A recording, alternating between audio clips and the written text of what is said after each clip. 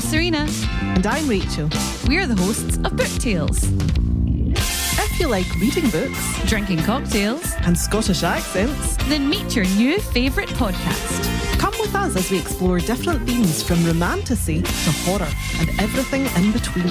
We pair each book with a bespoke cocktail and tell you everything you'll need to make one. And each week play our fun game tailored to each book. Find Book Tales wherever you get your podcasts. So grab your book, Grab your booze for Book Tales.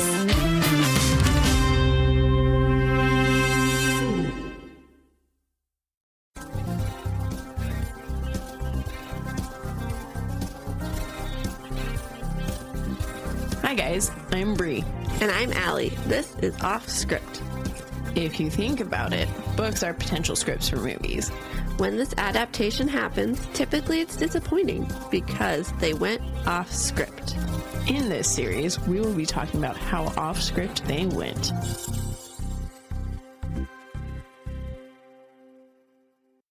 All right. Okay. Hello, Hi, everybody. welcome To Offscript, a podcast. where we compare books to their movies. I'm Bri, And I'm Alli. and today we are covering 13 Reasons Why. Are very much so. Mm-hmm. Yeah. You and wanna- you guys, Oh, go for hold it. on. This is our 150th comparison. Oh yeah, that's actually impressive. That's insane. That's super impressive. Yeah. So I don't think it's necessarily 150 books because they got the Harry Potter, the Twilight, those all divided. But that's pretty much 150 books. That's true. Actually, yeah. That's crazy. Isn't that wild? I mean, to me, we could be reading so much more books, but Yeah, right. We barely make it now as it is. for our podcast, yes, it is amazing. It's insane.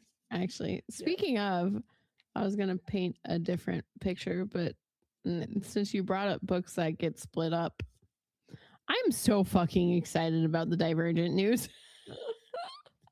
In case you haven't heard, Veronica Roth, is that her name? Yes. She just announced she's making two more Mhm. Divergent books. So, And they aren't sequels, they aren't prequels, they aren't spin-offs. She is essentially jumping into Spider-Verse style storytelling, and I cannot wait. oh, Yeah, so interesting. it's Triss if she didn't pick Dauntless. So I'm like, oh, does she meet for? Is it a whole new love interest? Does her and Caleb have a better relationship? Does she stay home with her parents? Like, what? So I'm excited. Wow, that's Mhm. actually gonna be cool. I can't wait to jump back into that world.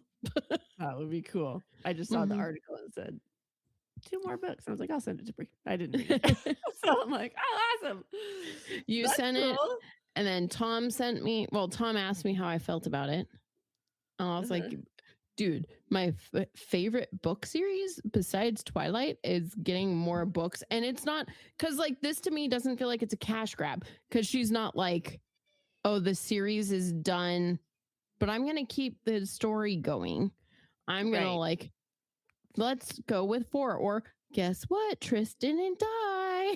You know, Right, It's not exactly. anything like that. She's letting that story lie. And yeah, we're getting all the same characters, so it kind of is a cash grab. But I think it's such a cool idea because most books don't do that. Like, No, what yeah, if- I think it's no, go for No. it. Oh, I was gonna say, what if Harry Potter, J.K. Rowling went back in and was like, what if Harry doesn't defeat Voldemort? You know, What or happened? what if he's Neville that Slytherin? was supposed to? Yes, or what if Harry turns evil, or X, Y, Z. Yeah, So, or what if I Harry's know. parents survived? yeah. It is such an interesting because I'm sure she's been sitting on it. Like she wrote the story. Can you hear Tyler screaming? Yes, I can.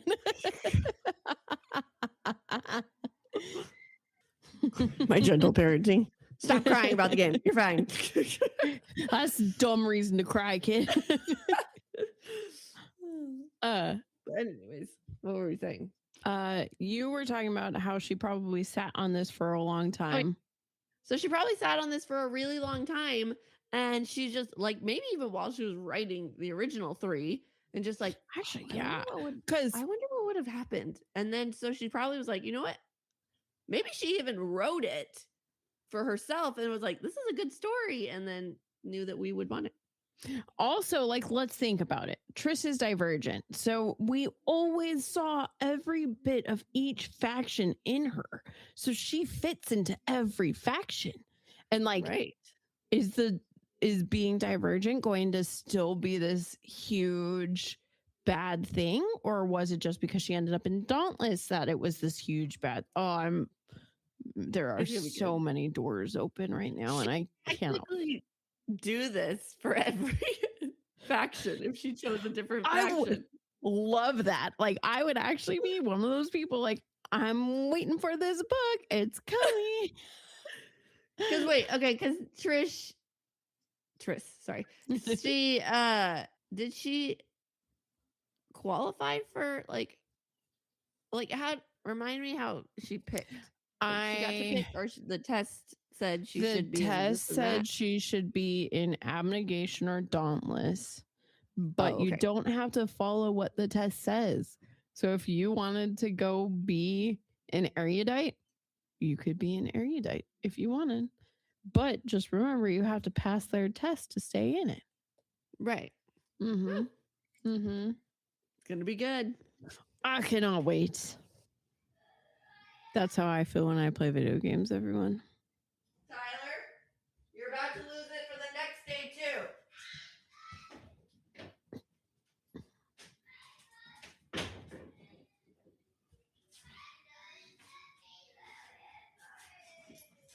If I come down there and you're on the Switch, you're in trouble.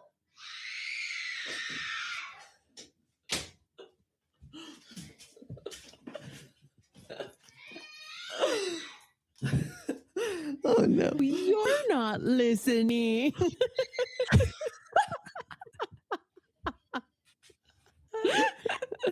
You might have to keep this in.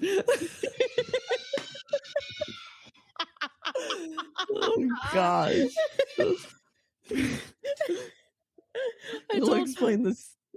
It'll explain the screaming in the background if you keep it. Actually, probably not. I regret and I don't regret getting this game because it's very cute to see him. He just never got into any other video game ever. And so this one he's super into, and I love seeing him have a passion. That stupid wobbly life game. Oh, yeah, you told me about that. Okay. Which is, you know what? I've played it with them. It's cute because they have these cute little missions they have to go on, and it's very kid friendly and so kid friendly. but some scream. He gets obsessed with it. And like weekends, I have to be like, turn it off. It's typical, like the kids play video games all day. He only wants to play a video game. Mm-hmm. It's his World of Warcraft. Yes, it is. Do you have pants on? Go get pants on first.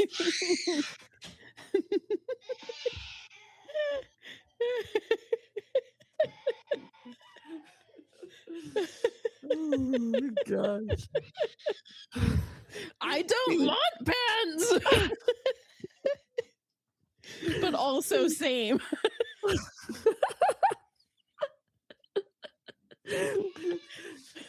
Oh my gosh. But I go down there, like, okay, so the first time he's screaming, and then Riley comes up, and I'm like, what is wrong? And she's just like, you can't do something. And I was like, oh my gosh. I said, stop, Tyler, you're fine. And then I go down there again, he's still screaming. And then I don't even know what he's doing. He's like going up an elevator or something. And so I just turn it off, right? Because that's what I was like. Yeah. I told you to stop, and you didn't. So I turned it off on him. I was doing something important. And now he's still screaming about it.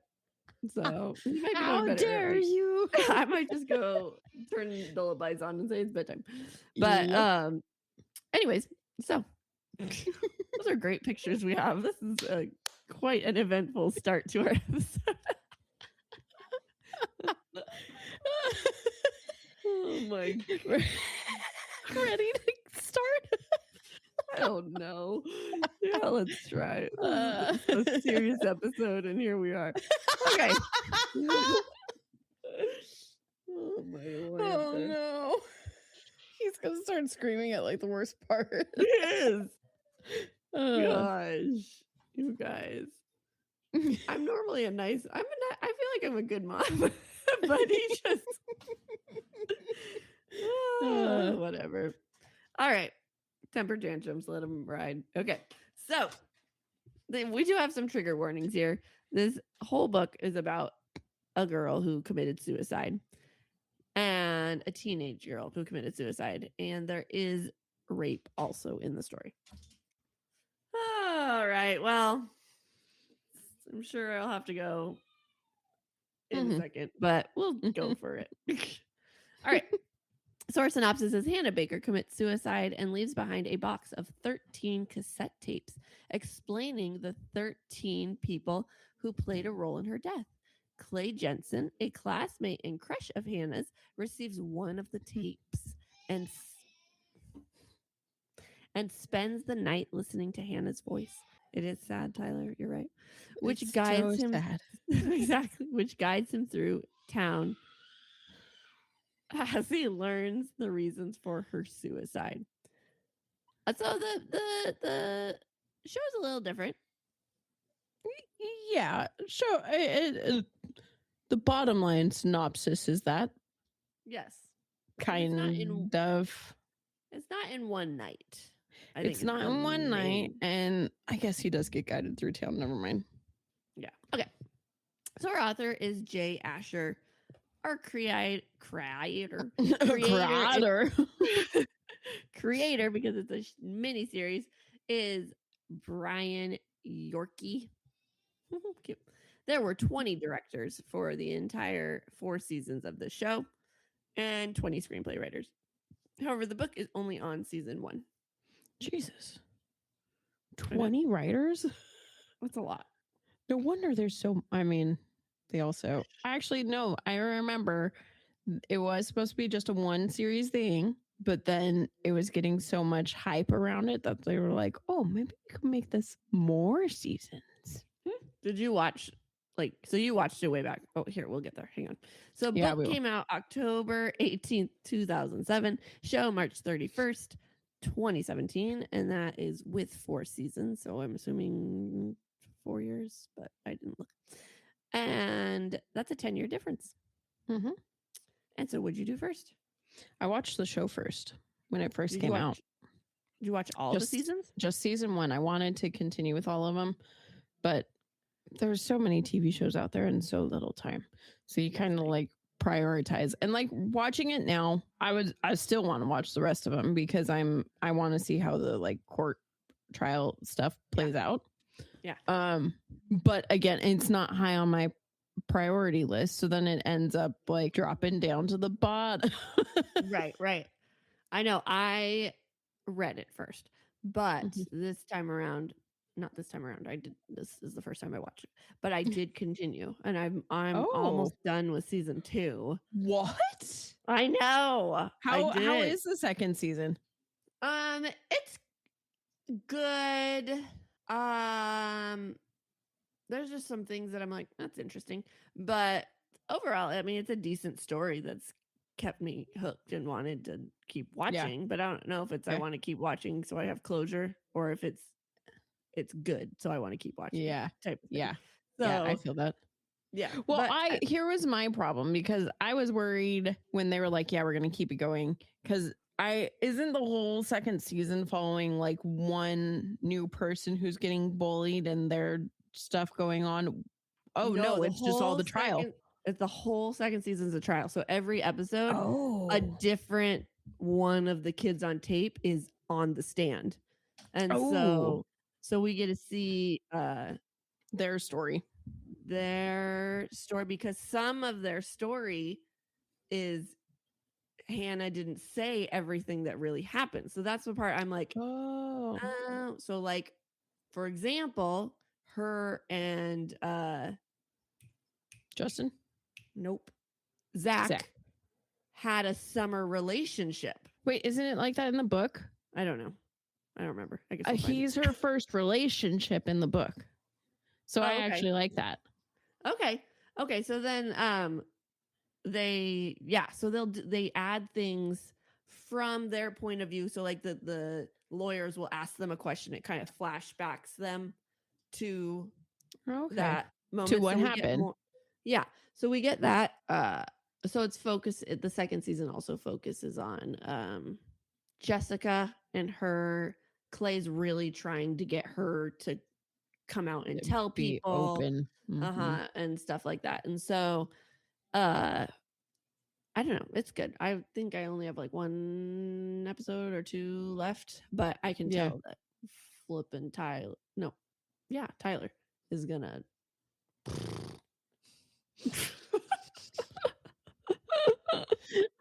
I guess that was an appropriate sound, wasn't it? Like he's not like it. Season 3 is gonna be wild if it's going in the path that I think it's going in. Really? Yeah. Wow. Maybe I should continue watching it then. Yeah. Well, he's gonna. Do you know? It ended in season 1, right? With him, Alex killed or tried to kill himself. Alex tried to kill himself, but Tyler, underneath all his camera stuff, yeah, had a bunch. He of was guns. being.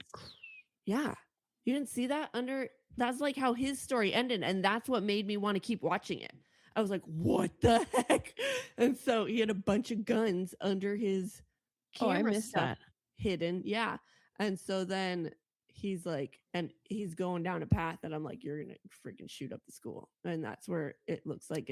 Actually, I'm pretty positive that there is a season that's all about that. Okay, so that's either season 3 or 4. Mm-hmm. I can't remember. Yeah, crazy. Mm-hmm. But anyways, but that's not this season. That is not, and it's not in the book. Not in the book at all. But yeah, okay. Mm-hmm. So what did we think? Wait, is that our next question? Oh, our initial thoughts. This is wow, okay, I need to rethink how I'm trying to say this. Because I was about to go in and be like, but this isn't a story to be that excited about, right? But I don't know. I'll be excited. I like the story of showing how you never know what's going on with a person, and like how your actions do affect people, even if you think they don't. Yes, I agree. I was like surprised because I heard of the show when it first came out, and I was like, no, I'm not watching a suicide show. Like, well, that sounds awful. And not only that, but then awkward because she's blaming a bunch of people. That sounds miserable. But then I was coming home from Mexico, and it was a 6-hour flight and a 6-hour book. I was like, perfect. So I listened to it the entire time, and I was like, oh my gosh, it was so just how it was written, because how it's written is we are listening to the tapes with Clay, and being audiobook, it was super cool because it really felt like we were. Oh yeah, like you're listening. You read it. I read it. I physically read it. Mm-hmm. So it felt like I was listening to the tapes right along with him, and it was just such a cool, like just writing style and everything. I really liked it. Mm-hmm. In the book, each part that was tape had a pause play above it, so that you knew, like, okay, we're in the tape, and then we're in Clay. Even though it would have been very obvious, but that's cool. Okay, yeah. And then I guess I'm just gonna throw this here too. My initial thoughts with the TV show was at first absolute hatred. But then it took to like episode 7, because the TV show, you guys, it's not, the books are only Clay one night, him listening to everything.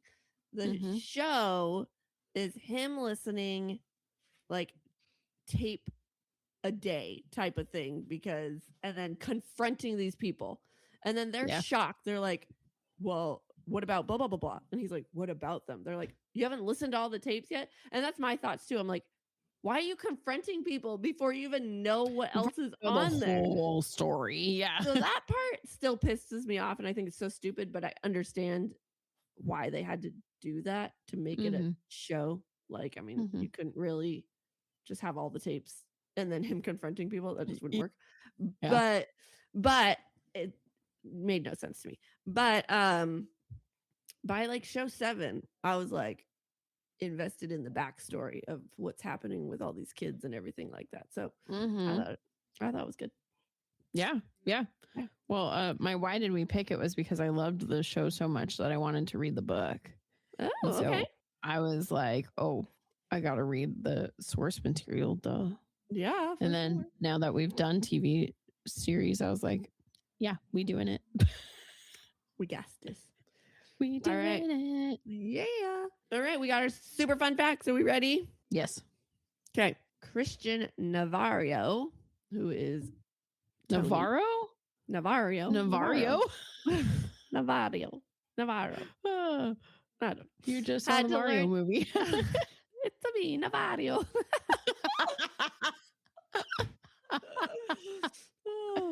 Had to learn. So he had to learn to drive to get his license before filming started, so he could drive Tony's Ford Mustang. Oh, that's cool. That's insane. But that's cool. Jay Asher was inspired to write the book when a family member tried to end their life through suicide. Some of the events that happened to Hannah are events that happened to teen girls in real life. He interviewed his wife and female colleagues for the things that were hard and they never got over. So he did research. That's awesome. Yeah. That's sad. I know. That's awesome. Yep.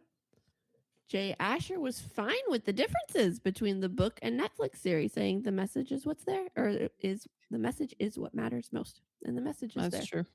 It is. It is. That's funny because at the end of the book, there was like a big chunk of interview questions where someone was like, "Why did you write this book?" Blah blah blah. And one of the things was, "Are you going to write a sequel?"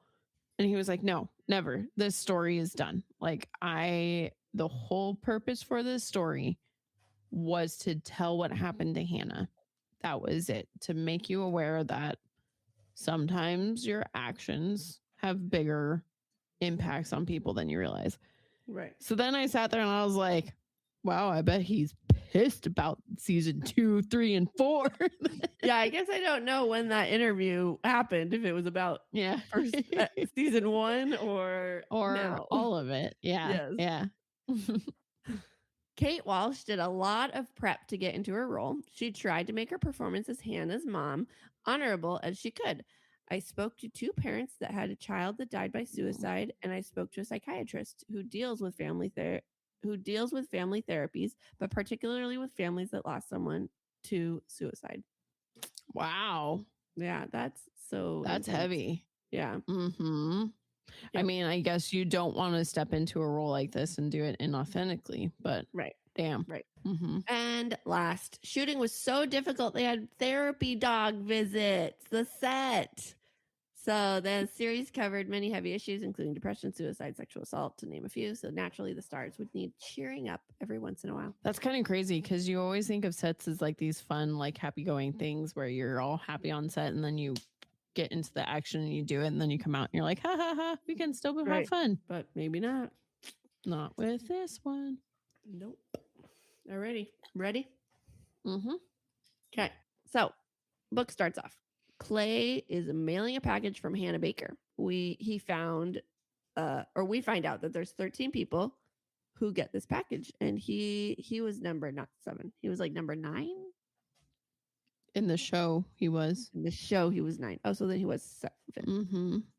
Okay. And he walks to class, and there's Hannah's desk just empty. The biggest difference is that we don't see him mail out the package because he hands it directly to the next person. Yep. Or not even the next person. He hands it to the last person. Yep. And So he is number 9 in the book because in the show he's number, if it's 13, he's number 11 in the show because there's one more after him, Bryce. I thought and there then- was 2 after him. Well, yeah, there's 2. So he's 11 in the show because then there's Bryce and then number 13. Oh, yeah.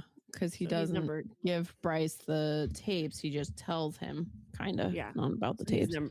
he's number 9 in the story. Sorry, just It's had to okay. correct myself. I just think I get why they changed where he was in the lineup for the show, because his story plays such a big part in Jessica's story. So they wanted to flip that, leave the suspense of why was Hannah in the room, and also give Jessica the shining moment to also then, because I think if you find out that Clay was in the room too beforehand, it's not as much of a gut punch, because also Clay could have stopped everything that happened with Jessica. Yeah.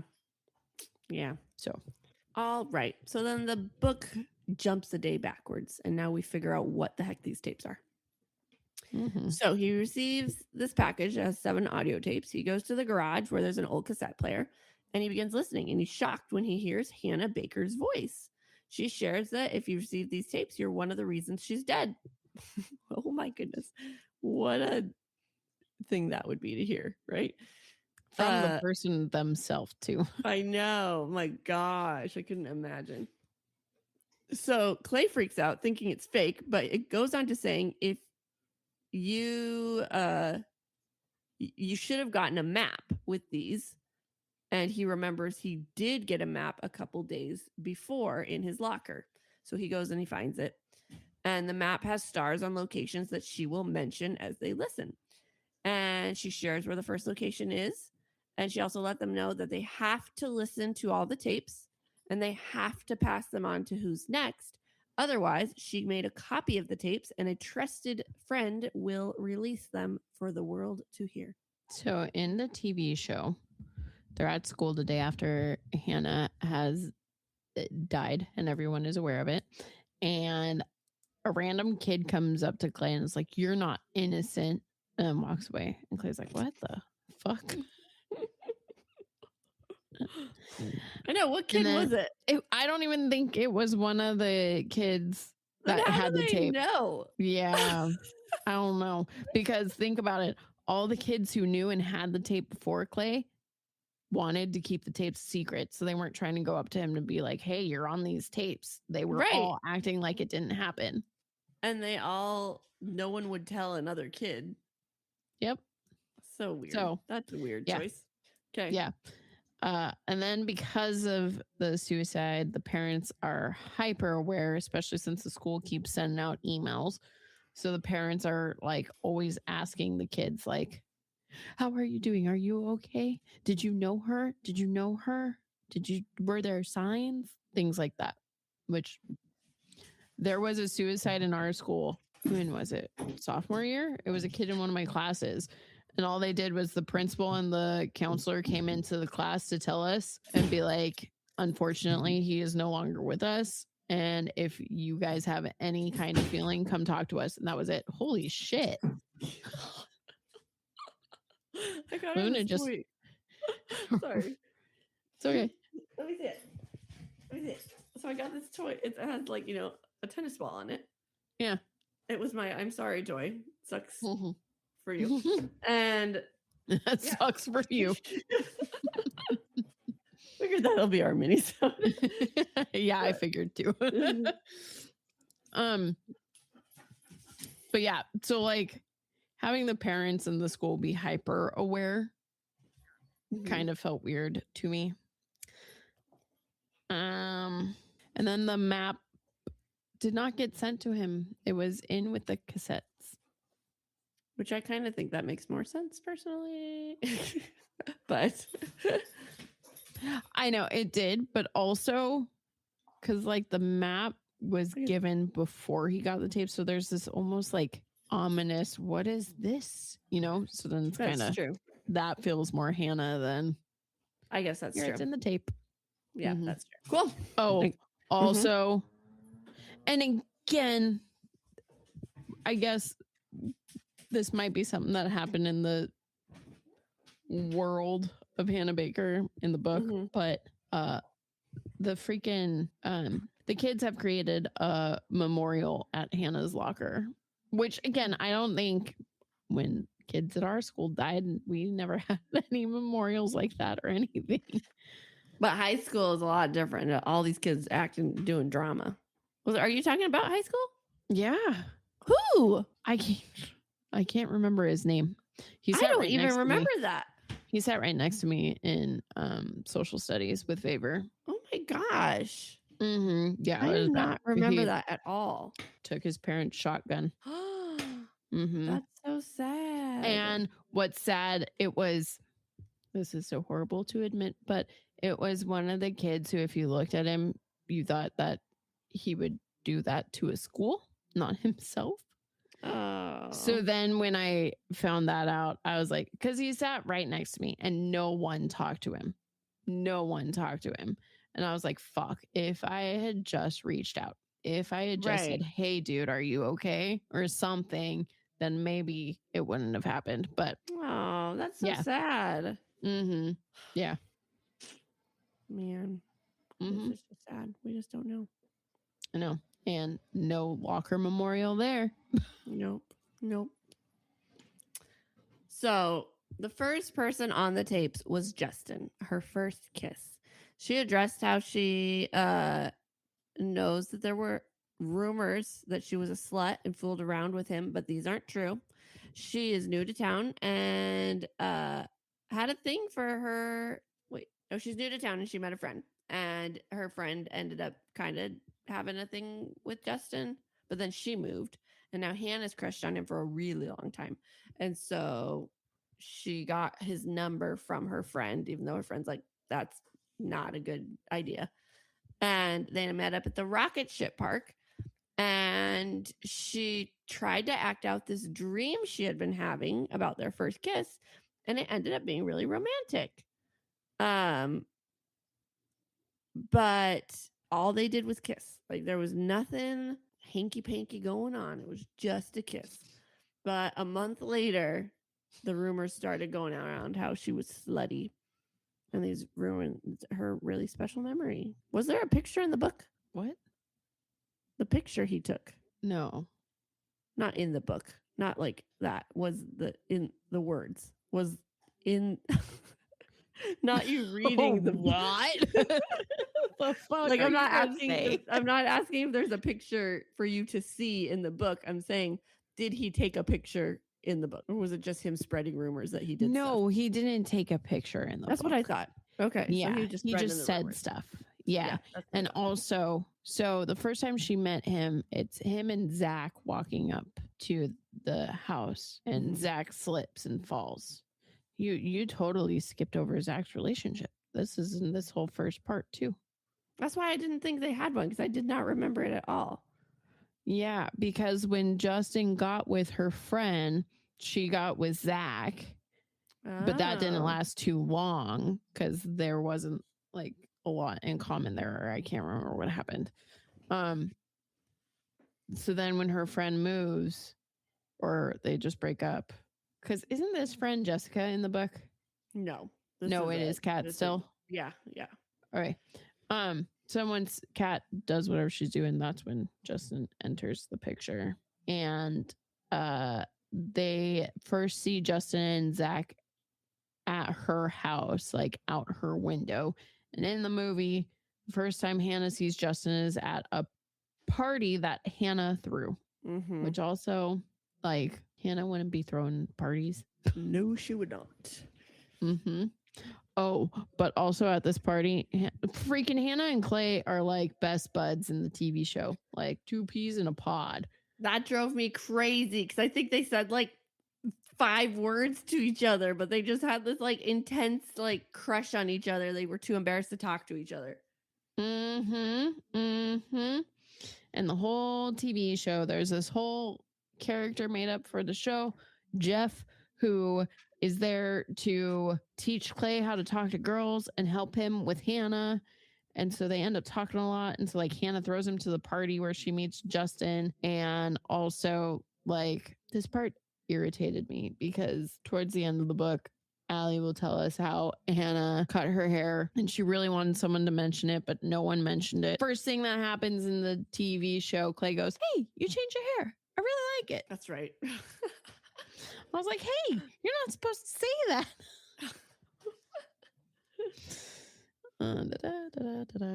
Yeah. Okay. Never mind. I'll say it at the end. Sorry, this is going to be hard because a lot of my notes are like intermixed since, the TV show does both. Right. So I have to like flip back and forth between these. You're fine.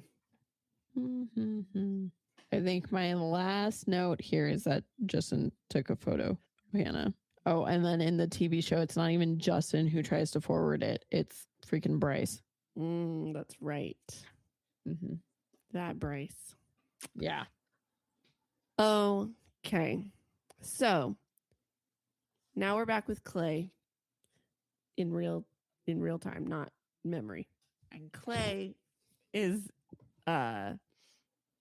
goes to his friend Tony's house because Tony, he knows, has a Walkman. And so he's like, I'm going to take the Walkman and I'm going to walk around and listen tonight while I go to the places on the map. So he goes over there and he sneaks the Walkman into his backpack and he leaves as soon as he can. So in the book too, it's Tony is the friend and his dad are working on a car. And all I could think, because in my head, Clay's listened to this probably at like 6 or 7 o'clock at night. And I was like, why are these two out in the driveway working on a car this late at night? Like, maybe they worked and they got home from school and that's what they do. Dinner time? Well, dinner time, bedtime, shower time, like all that. That's where my mind went. It's 6 o'clock. Go to bed. I'm fucking tired at 6. That's all. The whole entire book, things kept happening where I was like, why are people still awake at this time? Old lady. God damn it, they're out at 10 o'clock at night. They shouldn't be.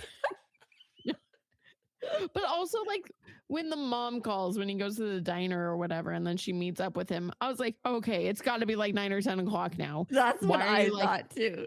Here's your money. Bye, honey. What? Oh my gosh. Okay, that's where I was. Okay. I forgot what I was trying to get at with this. So in the TV show, Tony and his dad are working on the car, but like things happen in a very different way. Oh, yeah. I remember. It's because Tony's dad in the book asks Clay if he could help start the car so that they can see if what they're doing is working. And he gets in the car and sees the Walkman and he's like, oh, good, cool. It's right there. I could just grab it. Right. In the TV show, he comes up, is like, oh, hey guys, you're working on the car? Oh, let me start that for you. Let me help you out here. Yeah, I can help. I got you. So yeah. Okay, cool. So he puts on the Walkman and he goes to the... Oh, yeah. Actually, I do want to make a note of this. I think it's hilarious because Clay injures himself right at the start of the show. And it's so that we can have a massive cut on his forehead to be able to differentiate between which time we're at. At first, I was like... There were no clues. Right? At first, I was like, what the heck? And then, because in TV show magic, like they get healed right away. And so I was waiting for that like heal, but I was like, he still has a Band-Aid on. It's like show 6. And I was like, that's so they can hold our hands. I was just going to say what's so fucking stupid. If you pay attention when you're watching the TV show, freaking 2 different colors. Yes. When Hannah is dead, it's blue. When she's alive, it's warm. Yes. I even noticed I was that. like, and I don't have a film major. So if they just left it at that, we wouldn't have needed that stupid huge ass cut. That was like taking up his whole forehead. Oh, it drove me crazy. I was like, that was the dumbest. Like, it's also like the dumbest way he got an injury too. I feel like something like that happened again in season 2, but I can't fully 100% remember. I'm just like, okay. Probably. Probably. They think we're dumb. All right. Plus, like, let's be real. Hannah's alive during the flashbacks. Like, right. Hannah's there. Goodness me. Seriously. So dumb. So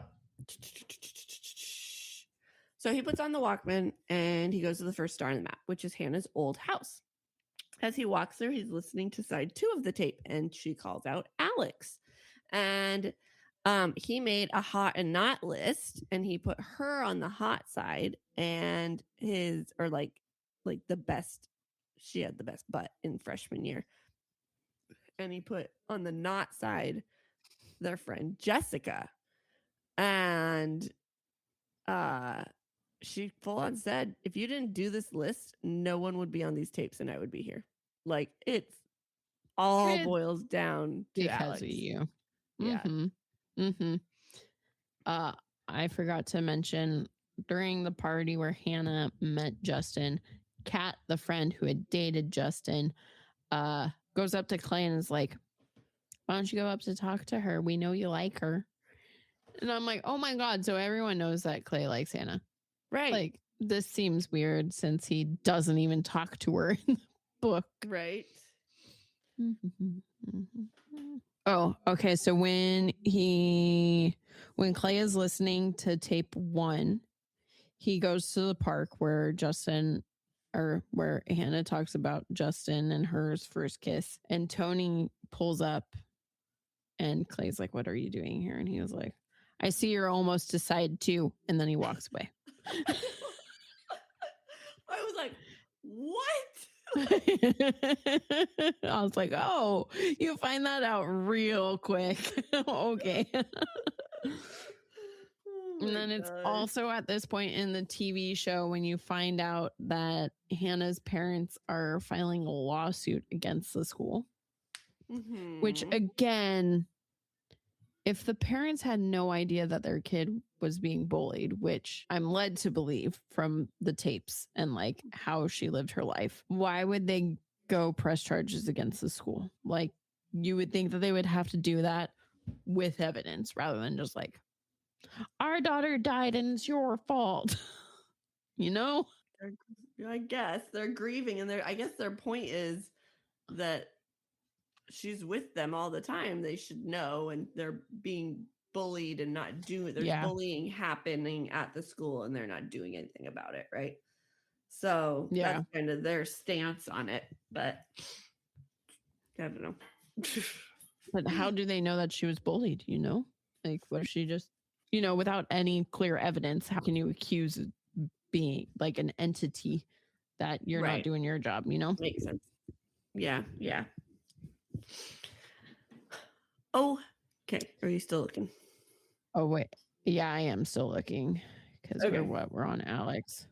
So at this point in the TV show too, Clay's mom is hyper aware. I want to be all up in your life. So she starts forcing family breakfast before they leave for school, which who has time to sit down as a family and eat the kind of breakfast she's trying to feed? Pancake. And my kids have asked me to make pancakes on school days. I'm like, no, there's cereal in there. Go get it. Yeah. Like, I'll make it the night before and you can eat leftovers. Yeah, exactly. And then at this point too, you find out that Clay has probably gone through some mental health stuff because his mom tries to get him to start taking his drugs again.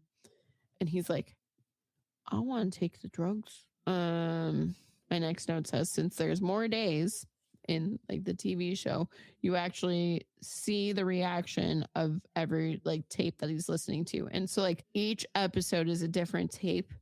And then you follow that character's tape along. And then also in the TV show, Mr. Porter, the school counselor, is pulling every single kid who's on the tapes into his office. And Clay is basically skipping class so that he can listen to these tapes.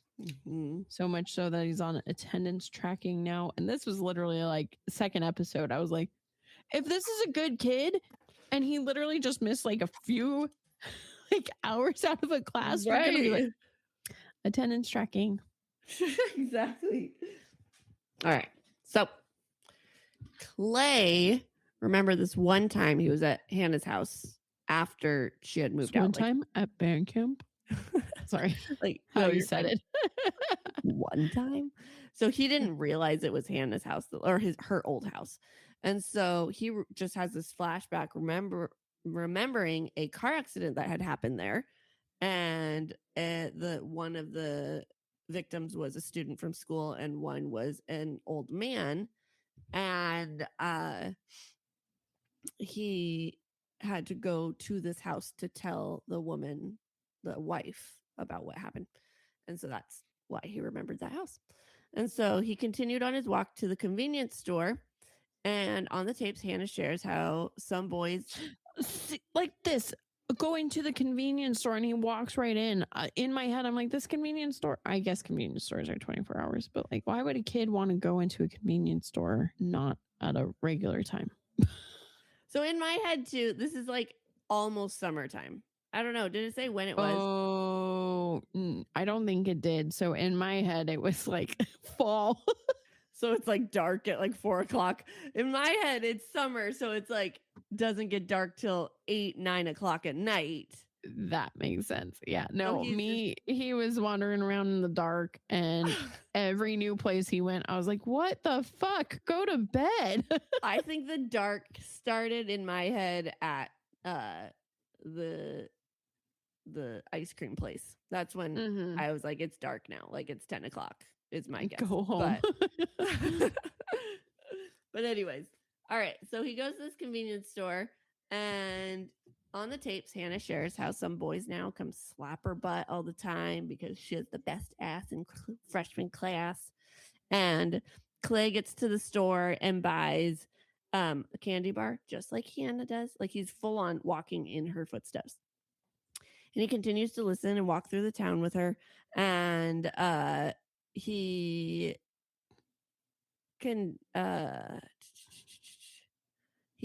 listens and realizes how Alex almost gave everyone in the class the desire to touch Hannah's butt, because he remembered on that list also was about someone's lips.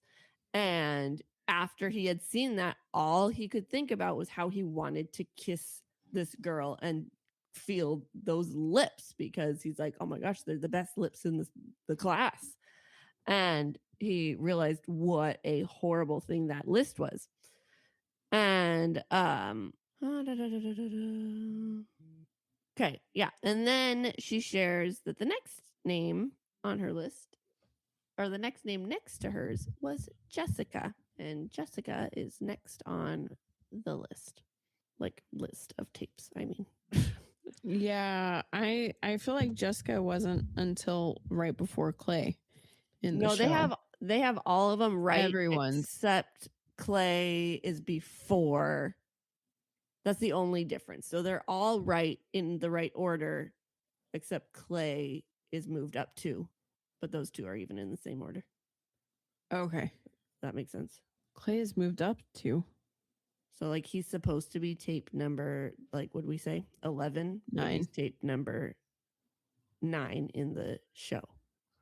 Or no, he's supposed to be tape number 9. Sorry, he's moved back to. He's supposed to be tape number 9, and he's 11 in the. Okay. Okay. So. But he's the only one that moved. Okay. Well, when Alex's list came out in the TV show, him and Jessica are dating. So then Jessica thinks that Alex is cheating on her. And Clay goes up and wants to talk to Jessica about the tapes. And Jessica's like, Hannah's lying on the tapes. So don't believe everything you say. Wait till you get to your tape.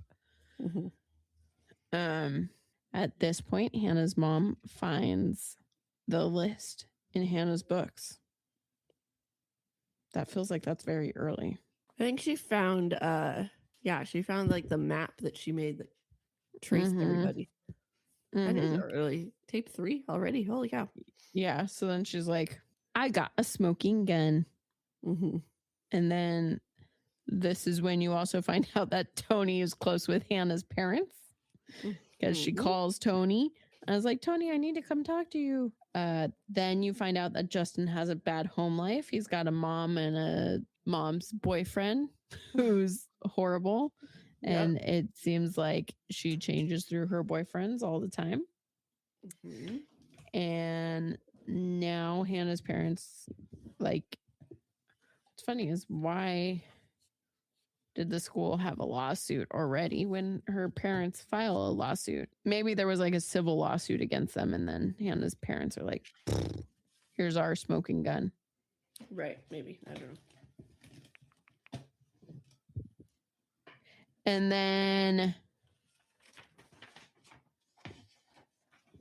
the person who was nominated as the best lips is Tony's relative. So then Tony and Clay have this whole heart-to-heart about, actually I can't remember what it's about, but basically it's Tony being like, this is what happened to my cousin, and instead of doing what Hannah did, she just moved to a different school. Oh, I didn't notice that. I noticed that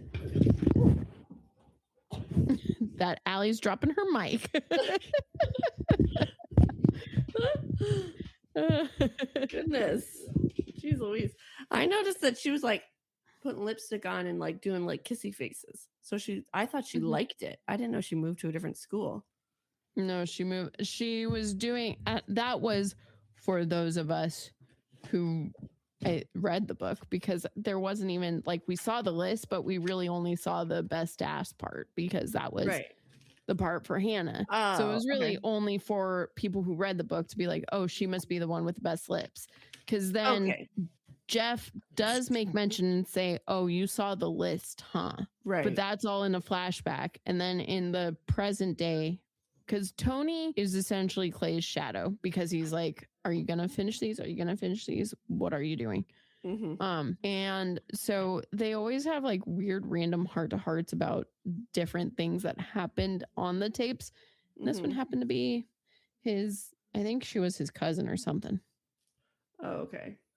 Okay. Cool. All right.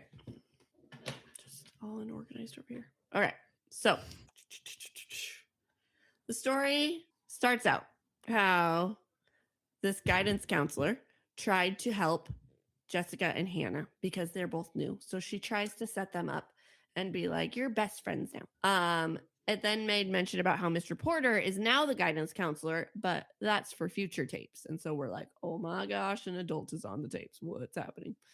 And so Clay has a flashback after Hannah died, how Mr. Porter acted, and wonder if he's involved, because he was like very like solemn and just about, because he's also their English teacher. This poor guy is an English teacher and a guidance counselor. That's like too much.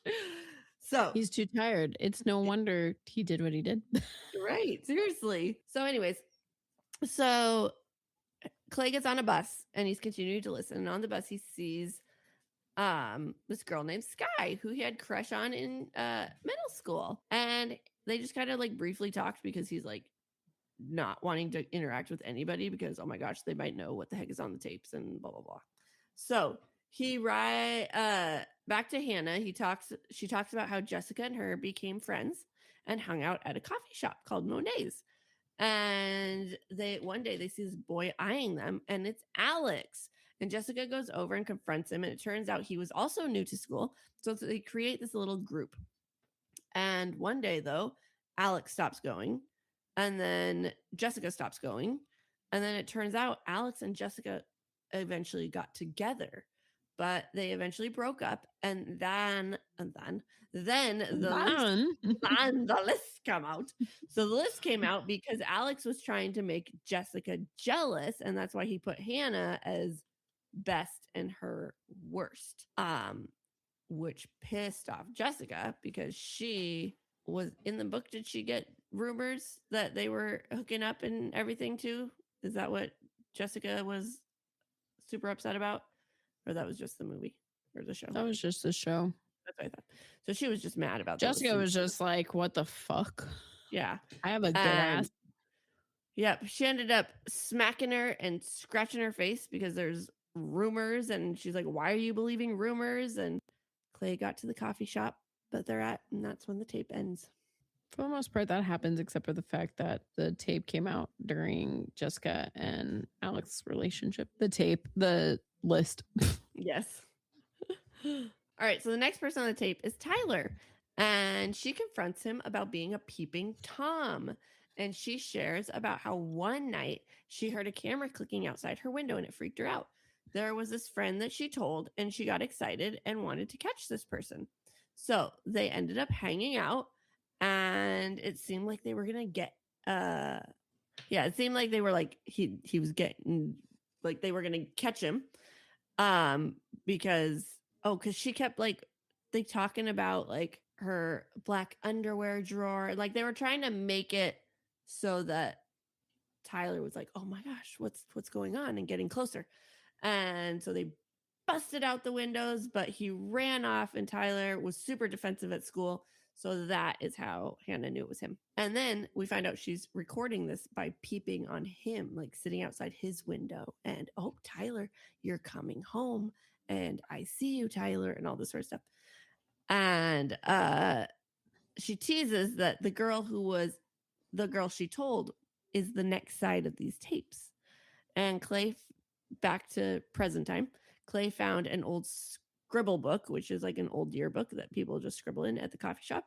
And he found Hannah, Alex, and Jessica's initials in it. And then a picture had been added of Hannah with a girl named Courtney at the party, or at a party. So in the TV show, Clay goes to the convenience store that Hannah went to. And while he's there, Bryce is there buying beer. And he makes Clay and Alex chug the beer. Mm-hmm. And Tony tries to stop Clay because he's like, what the fuck? This is not you. You're not like this. Don't chug the beer. Right. And he's like, you know what? I don't care. So he chugs the beer. He regrets it later.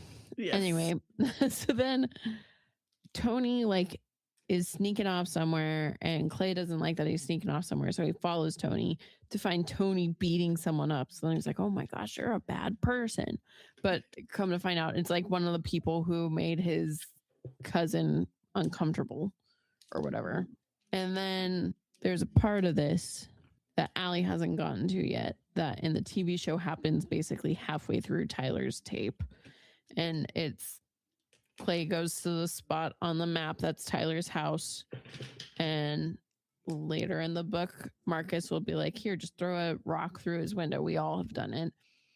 Mm-hmm. But this happens halfway through his tape in the TV show,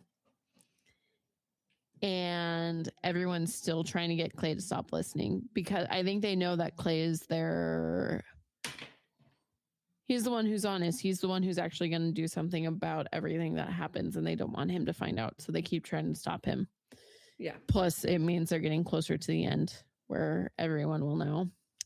Yep. And then at this point, in the show, we find out who the girl is because she's a big part of this Tyler's tape. But first, I will also say at the start of the TV show, they had freaking Tyler in the boys' bathroom taking pictures of girls outside of the window. Yeah, they made Tyler way weirder than I feel like he was. Mm-hmm. To me, he was like obviously not an innocent kid, but basically like ooh, I like you. I want to see you in your most vulnerable moments, but whatever. Yeah. So then, the other thing too is in the TV show, because Clay, like Allie said, Clay keeps going up to these people before their freaking tapes are done being like, what the fuck, man? And Tyler's like, I loved Hannah, which I'm like, okay, in the book you never loved her, but okay. Right. And so in the TV show, we find out that the girl who stayed to help capture Tyler is Courtney. Mm-hmm. And basically the night that they're catching Tyler, Courtney and her drink to have courage to catch the peeping Tom. Mm-hmm. And then they also end up playing Truth or Dare that turns risque, which turns into them making out. So things got a little bit more like in the book, it was just them coming up with like Courtney's going through her underwear drawer, like, oh my gosh, Hannah, what do you have in here? When she's not finding anything or going through her drawers. But in the TV show, they're full on making out. And then Courtney, knowing full well that they are there to catch a peeping Tom, gets mad at Hannah when he starts taking pictures when they make out. I know. What the heck? I was like, okay, she told you. And you were like, yeah, let's catch him. And yet. Oh, gosh. Yeah. Because, drama. TV. Yep. Okay. So. Well, actually, here, I'll finish because there's like a little bit more to Tyler's bit in the TV show. Because now, when Clay's at Tyler's place after Marcus is like, throw the rock or whatever, he takes a picture of Tyler's bare bum and he sends it to the whole school. And my next note is, why does everyone always group text the school? And how does everyone have everyone's freaking number to group text the school? That's a good question. I literally, every time it happened in the show, I sat there and I was like, I had like 5 people's phone numbers. And I know. the 5 people's phone numbers I had in high school would have gotten the picture and been like, the fuck, Bri, what is this? Yeah, they would have been like, ooh, show. Yeah. Let me show this person. Yeah. Mm-hmm. That's so funny. Yeah. Yep. That happened. That seemed like a very not Clay thing. But again, we only got Clay in the evening. So who knows what he's like. Exactly. And again, all of this stuff could be happening during the book. Right. It's just that we only get nighttime. We don't see all of the other people dealing with their shit. Exactly. Okay. So, yes. Hold on. There's one more thing, because basically Clay and Tony have a conversation and Clay's like, I'm gonna get everyone back that's on these tapes. But he doesn't make mention that he's one of the kids on the tapes. So I'm like, how are you gonna get everyone on the tapes if you're also on the tapes? Right. He's got to figure out how to get himself. Why are you hitting yourself? Oh my gosh. So Hannah talks about how Courtney is a two-faced girl that everyone thinks is amazing, but she ignored Hannah after that night they caught Tyler, because after that she wanted nothing to do with her. Until one night she's like, we should go to a party together. And Hannah's suspicious, but agreed. And it turns out she just needed a ride because she ditched her right when they got there. At this point, Clay had been, present time, riding the bus to Courtney and Tyler's houses, which were next on the map. And so we get back in the story, and there's this guy, Marcus. No, this is still in no, this is, okay, you're right. Sorry. This is what Bri was saying. The Rock. Marcus is there. That's wild that it's Marcus now that I'm thinking about it. So Marcus is there, and he hands Clay a rock and says, that's Tyler's window. Throw a rock into it. And Clay's confused, and he's like, well, he's peeping Tom. He's like, well, we were all on the tapes. And so he chooses not to throw the rock. That pissed Marcus off. And he's like, well, are you on the tapes? And then he's like, got pissed and just like left. So, but Clay also, actually, this kind of goes with it negates what we were just saying. So now we actually do see a kid who's on the tape who Clay is interacting with. You're right. And he's not telling him to stop. He's not being all, ooh, you shouldn't continue. Ooh, Hannah's lying. He's like, here's the rock to throw at this douche.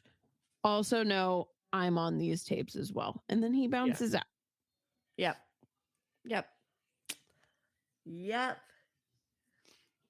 All right. So you just said that already. Okay. So the tapes continue, and it's at this party.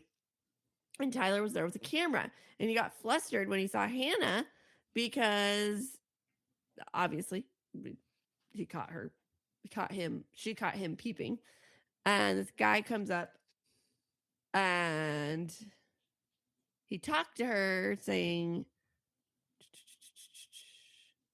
like, hey, let me reread this. My head hurts. Okay. Oh, so I guess, okay, that's what it is. Courtney had told people at the party, hey, go talk to Hannah. She has some stuff in her drawers that are for a good time. And Hannah is like, what is happening right now? And so she took Tyler and said, hey, Courtney, we're going to take a yearbook picture. Smile. And he realized that that was the picture that was in the scribble book. And Tyler must have put it there. Well, then maybe it's bedtime because it's 8:30. Huh? Maybe you go to bed. Okay. It's not 8:30. It sounds like Clay going around the town. It's 8:27.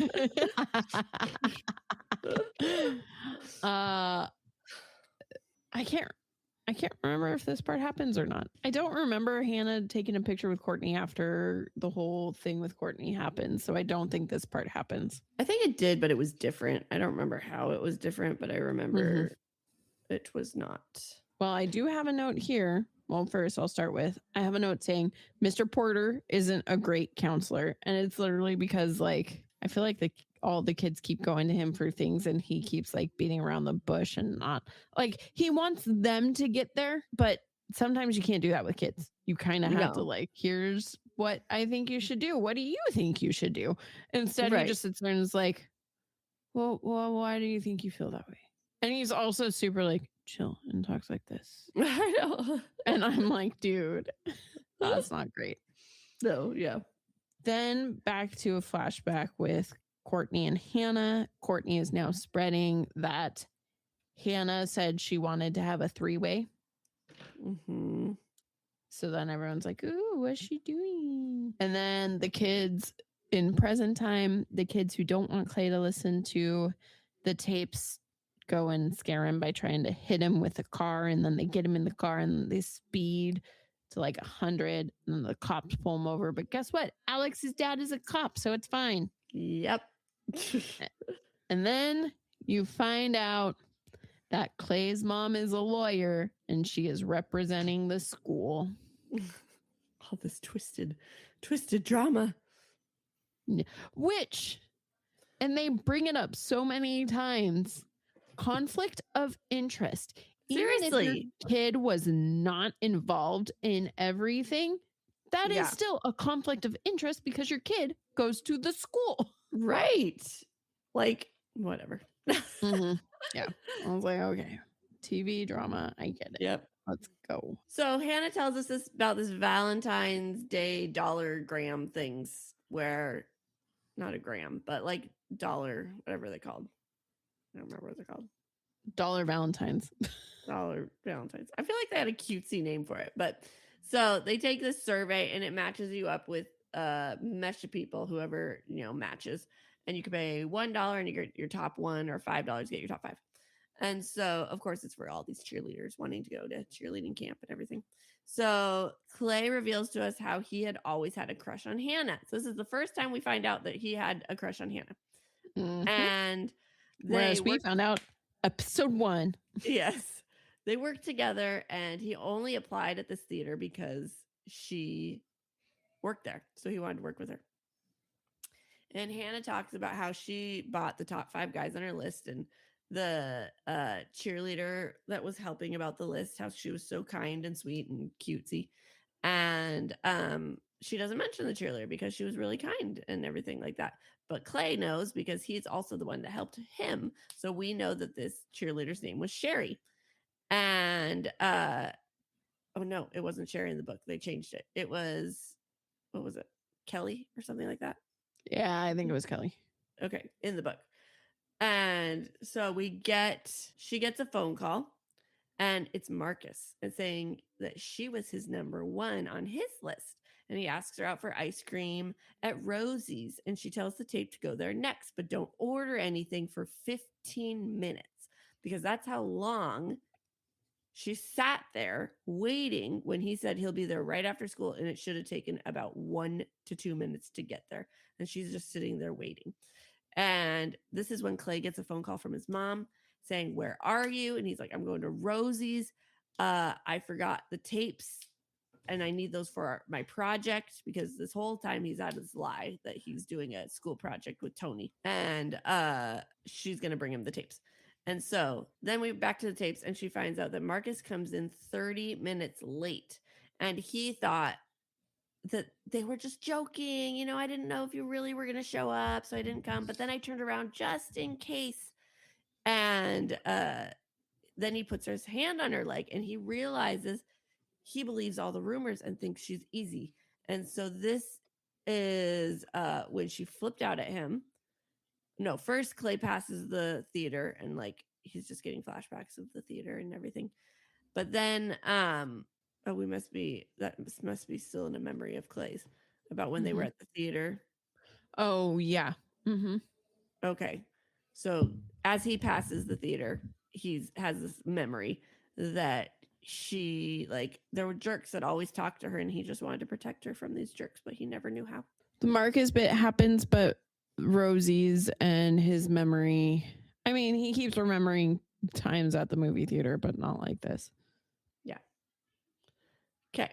So he's listening to the next side of the tape, and she's talking about one of their teachers in class, Mrs. Bradley. And she had these bags in their class with their names on them, and they could write like positive notes to each other. And then she jumps back to the day with Marcus and Rosie's. And before he could listen more, Tony comes up and he confronts him about his Walkman. And Clay's like, yeah, I'm sorry. I thought I asked if I could borrow it, and I thought you said yes. And Tony's like, you probably did. I just am not remembering. And have it as long as you need. So then Zach comes in now he's listening to the tapes again. And Zach comes in after Hannah yells at Marcus, and he asks her out, but she turns him down because she's super flustered. And that is the day she decided to cut her hair really short and be different. So in class, she noticed that no one was getting any notes, or she wasn't getting any notes in her bag. And she hoped someone would have said something about her hair.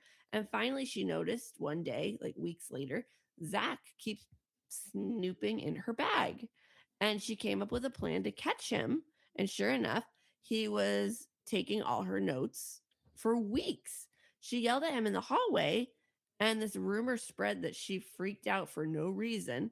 But Hannah wrote a note to the teacher's box saying basically, hey, I'm like considering suicide. Like, what do I do? But she didn't say it that bluntly, but that was what came across. And this led to a class chat. But a lot of the classmates seemed annoyed that they would post this anonymously, like, hello, if you want help, like, let us help you. Why are you being so anonymous about it, type of thing. But it was just kind of rude. The note about suicide in the class happens way before this part in the show, in the flashbacks. Also, Hannah's haircut happens way after this in the TV show. And the rest of this does happen. And then after this, Clay goes to the basketball game to beat up Zach because he's so pissed. He like purposely goes. His parents are like, you need more friends. And then he goes to the basketball game. He's like, I've got it. It's fine. And then he goes and gets beat up. And then Clay keys Zach's car. This super expensive BMW car. Yep. And Clay also then tries to give back the tapes to Tony. He's like, I'm done. I can't listen anymore. But then after he does that, he has a stress dream memory thing where like he gets to school and the tapes start playing over the loudspeaker. Dude, that happens in season 2. Oh, it does. And Clay does it. Not to spoil it, sorry. No, it's fine. That's hilarious though. Oh my gosh, I forgot about that part. Okay. But anyway. Oh, and then also Justin is so pissed that Clay is trying to be Mr. High and Mighty that he starts talking about how he's got to take care of Clay any way he can, implying that he would kill Clay. Seriously, like what the heck? Mm-hmm. Yeah. Mm-hmm. Okay. So she starts this next tape talking about poetry, how she's always liked to write poetry, and they always dissect it in class. And she shares that her first poem, she reads it, her first poem ever written. And then she talks about this guy who's also like poetry named Ryan. And Ryan was the editor of the Lost and Found Gazette, which was their school newspaper. And he would find pictures and poems and articles that didn't have authors and publish it. However, sometimes he stole things, such as Hannah's poem. They would share poetry together, and it was he was very interested in this one poem, but she said it was private and she didn't want it to be put out there. But the next day, or a few days later, it showed up in their English classroom, and they were all dissecting it in class. And it was labeled anonymous, but Hannah had to sit there as people dissected it, and they like wrote notes and like discussing about committing suicide and all this sort of stuff. Mr. Porter said that an anonymous student's note or poem is much like a dead poet's note because they cannot ask him about it. I was like, oh no. And she was mortified and hated it. And she read the poem on the tapes, and it mentioned a boy, and Clay thought that boy must be him. Clay just kept wanting it all to be about him.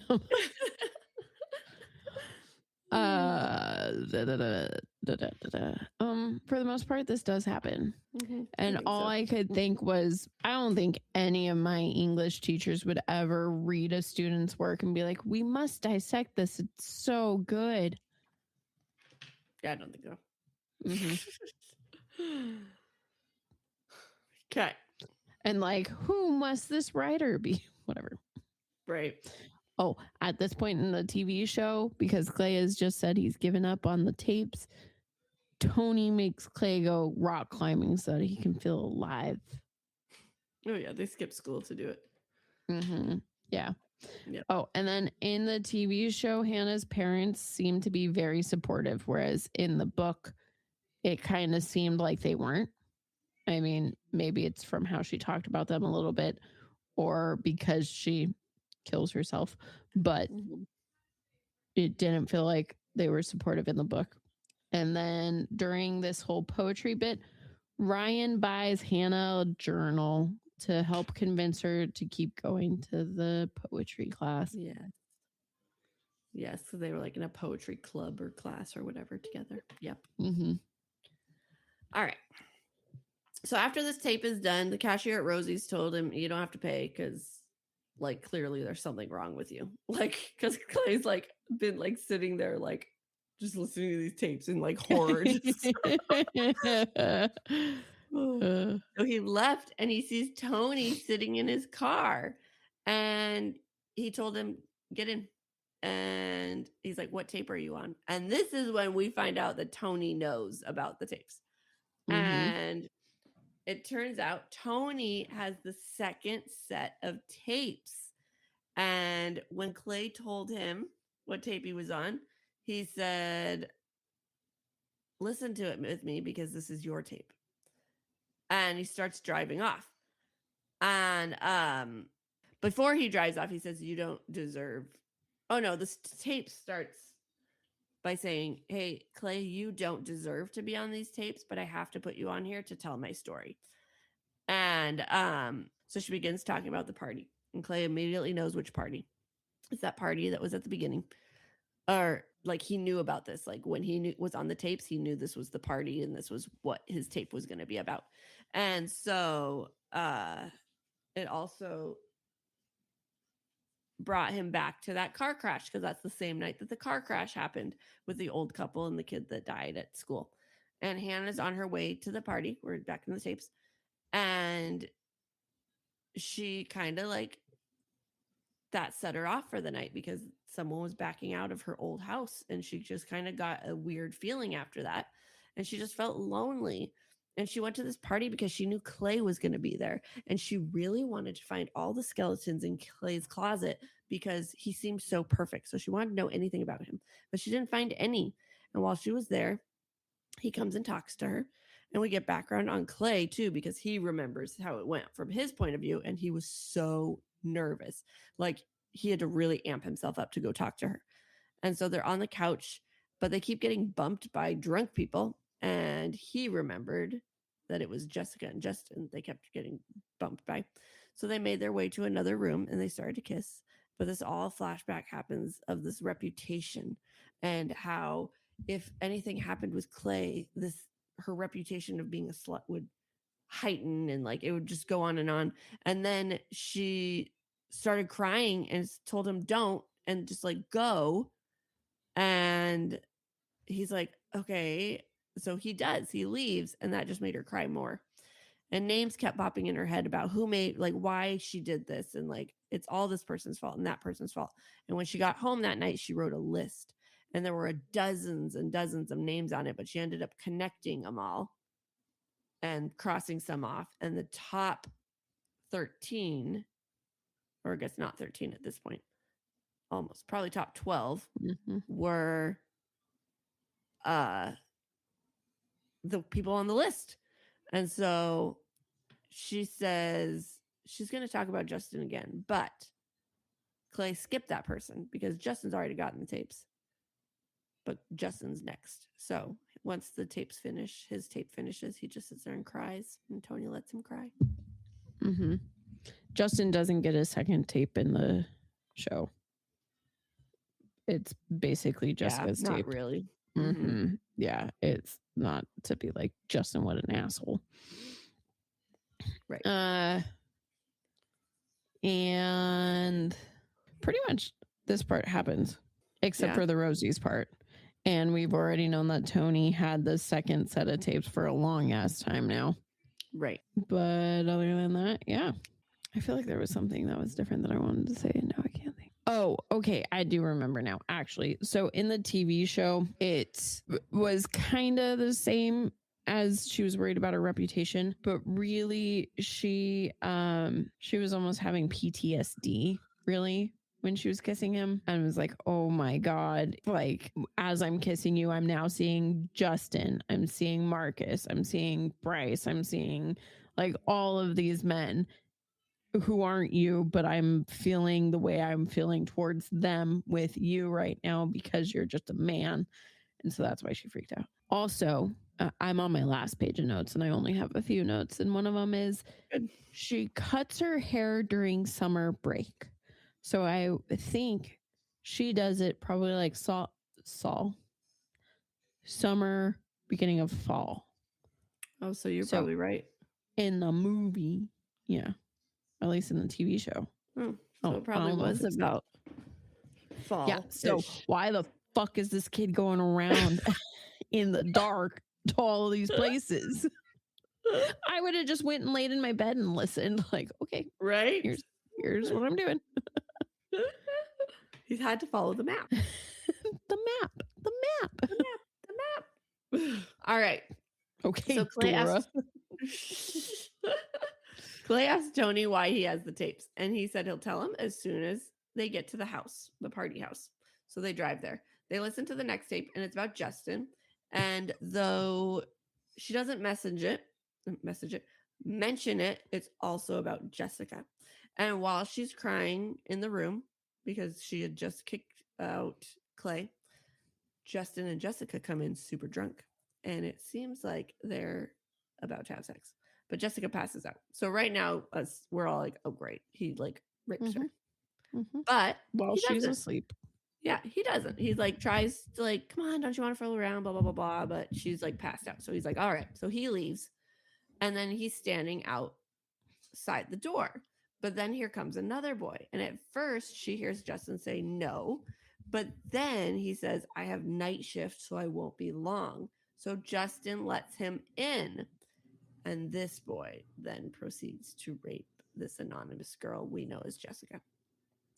Hannah says she doesn't even call out like this boy, or she doesn't call it out. So we don't know the name of the boy, but Clay knows who it is because it's his reputation is Bryce Walker. And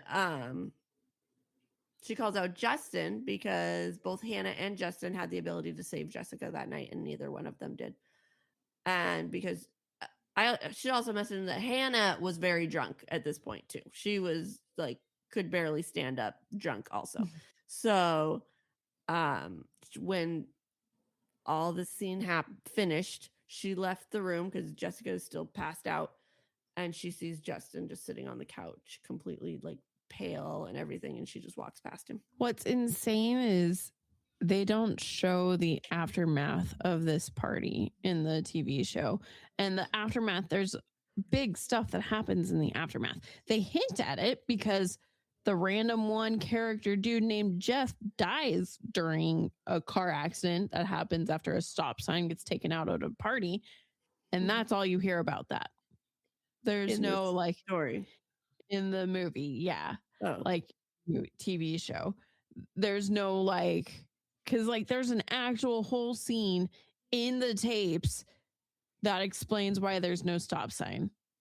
Whereas in the TV show, it's just flashes. No, they do the tape in the TV show. They do Sherry's tape or whatever her name is in the book, Kelly. Oh, they do? Yeah, she has a whole episode. Okay, so here's a funny story. I kept watching at home, and then I realized that I needed to be watching it faster. So I started watching like if I had downtime at work or on my lunch or whatever. And I can't remember when it was, but there was a time where I got to work and I went, yep, this is the episode I'm watching or something. And I sat there and I was like, this feels really abrupt and sudden. Like, I feel like I'm missing something, but also this is the next tape that's supposed to be happening. So yeah, this is it. So I bet I miss that whole tape. Whole episode. My bad. That's so funny. Oh my gosh. Yeah, That's she has like hilarious. this whole character development arc and everything in the episode. That makes a lot more sense. I remember that happening the first time I watched it, and it felt really random that he kept going up and talking to her in the show, and she was like a good guy. Because I was like, I feel like you're on these tapes, but I haven't seen your tape yet. So. Yes, she is on those tapes. Oh, Yes, that's let's hilarious. talk about her, shall we? Oh Yeah. my gosh. But first, Clay wants to know why Tony has the second set of tapes. And Tony says that one day Hannah came and gave him her bicycle. And she asked him about how to make tapes. And he showed her, like, because his dad makes tapes. And she asked if she could borrow the box. And he said, yeah. And so she did. And one day he woke up and the box of tapes was on his doorstep. And he fast forwarded all of them to figure out where he was on the tapes, and he wasn't there. And that's when he realized he was the carrier of the second set of tapes. And she didn't even know like that he would pass them on, or like she just I guess she Trusted didn't know. him. She trusted him. And based off of his reaction for her asking to borrow the whatever. Yeah. So he took that full responsibility, and he has followed every single one and made sure that they pass them on. That happens in the TV show, and he keeps getting upset at him because he's like, you are the one that's taking the longest. He's like, can we just get done with this? We're so close. Yeah, I'm done. But also, it's at this point in the TV show when you find out that Tony listened to them pretty much the day she did it. And the second he finished, he called her parents, ran to her house, tried to save her, ended up seeing them pulling her out in the body bag. Mm-hmm. And so that's another reason why he's like, I feel like it's my duty to pass these along. Okay. So Clay and Tony say goodbye, and Clay sits on the steps outside the party house and listens to the next tape. And so finally, Justin, it's Jenny. It's not Kelly or Sherry. There we go. Jenny. Okay. So she ran into Jenny, who was the cheerleader that got really excited about the Love Graham things. And Jenny offered to take her home. When she did, she accidentally crashed and hit a stop sign. The sign knocked over, and Jenny freaked out and said, we can't call the police. Like, I'll get in trouble. And Hannah's like, well, like, let's just anonymously call. Like, this stop sign is knocked down. It's dangerous. But she was like, no, fine. No, you're not allowed in my car anymore. And like she drove off. And the next day we find out that the stop sign that was there, because it wasn't there, it is why the accident happened. And the kid from school died. And the old man got into the accident. And the old man died too. In the book? Oh, wait. No, he didn't die in the book. No, he didn't. Never mind. Okay. So he went to the hospital. Yeah, he did. No. So this is all what made Hannah start thinking about death and her funeral and everything like that. Allie, I didn't see this episode. Did it do it well? I would say for the most part. There's a kid who is very much so a big part of the story that is the one that dies. But that actually made me really sad because I liked him and I was like trying to figure out who he was for the whole time. Mm-hmm. And then because I was like, I don't think he's on the tapes. And then I found out he died and I was like, no, I really liked him. What's funny is I sat there and I was like, Jeff, who the fuck is Jeff? But he's cool. I remember I loved him the first time I watched this. And then it clicked and I was like, oh, yeah, you're the one who dies. And then I thought it was different because I thought just the old man died. Yeah. I forgot that the student died. Yep. And so, that happened. She did get kicked out of the car and she went to the grocery store, convenience store to call 911. But Clay had already done that because he was there at the scene. Mm-hmm. And so, but she calls 911 because she's trying to call about the sign. And so they're like, yep, someone's already called about it. And she's like, oh, good. Jenny or Sherry in the show must have called about it. Like, great. And then she goes home and then she finds this out. And Clay is just pissed off and doesn't want to talk to her. And like, she assumes it's because she turned him down at that party and had this freak out when really he's pissed off. We find out because he thought that Jeff was drunk, even though when Jeff went to leave, he's like, I'm not drunk. I had a beer a couple hours ago. I'm sober. And so, but that's what the report said because he went to the store to get beer. So there was beer all in his car and when the crash and everything. So everybody said he was drunk. And so he was just mad at his best friend for doing this. And so he was just taking it really hard. And then we have Sherry's little arc where, because Clay goes up to her and is like, you need to do better. Like, you need to tell them, you need to do this, all this sort of stuff. And so she brought him, she said, meet me at this house. And it's the old lady and guy's house.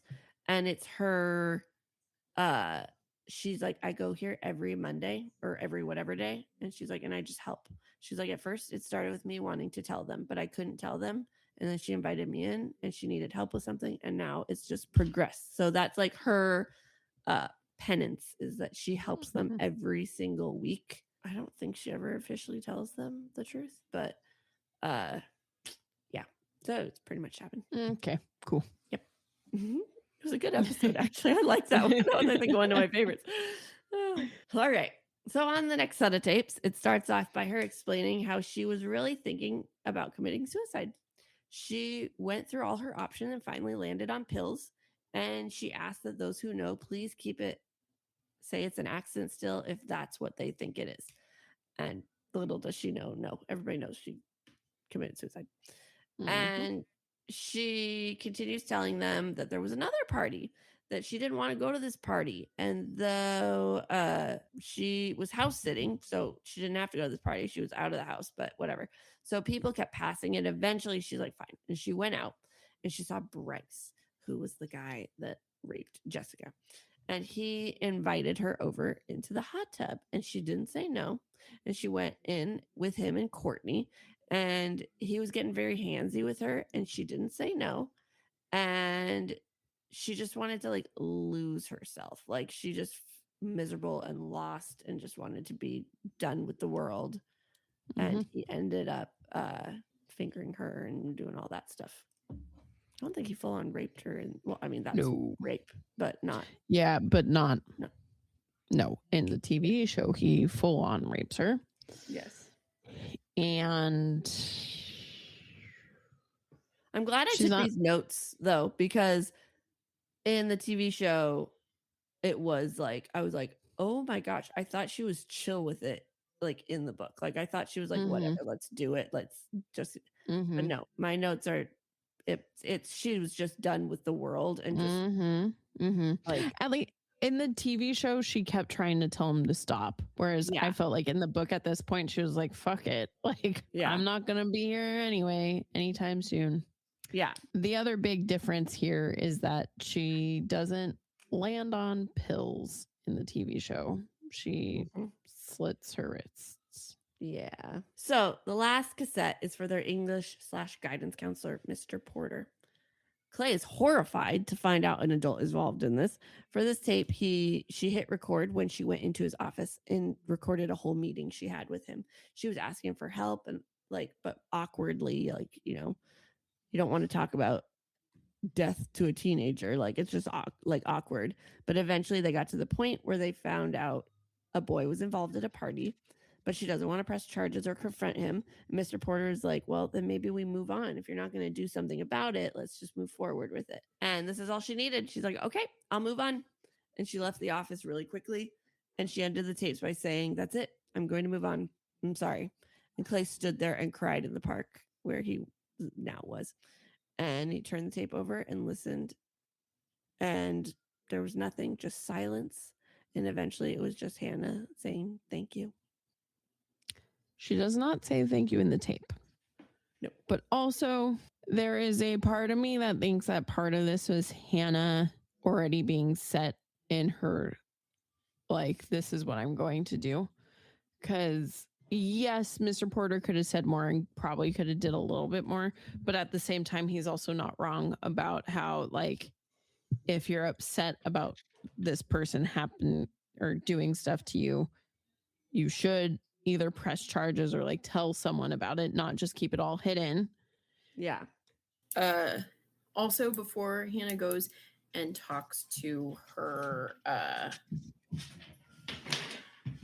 not her, but to the guidance counselor, Hannah's parents are also going under because they run a local pharmacy, not basically Walmart.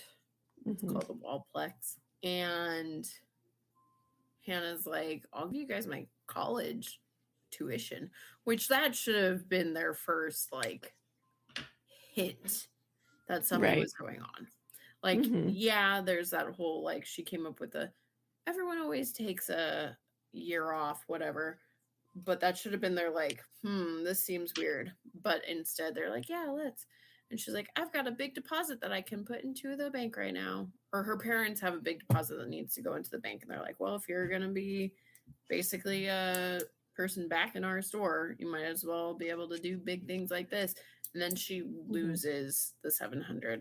And that was kind of her tipping point in the show that made her go, wow, I am worthless. Yeah. It was sad. Yeah. Okay. And you literally just have your last block. Was that all I got? Yeah. Yep. Okay.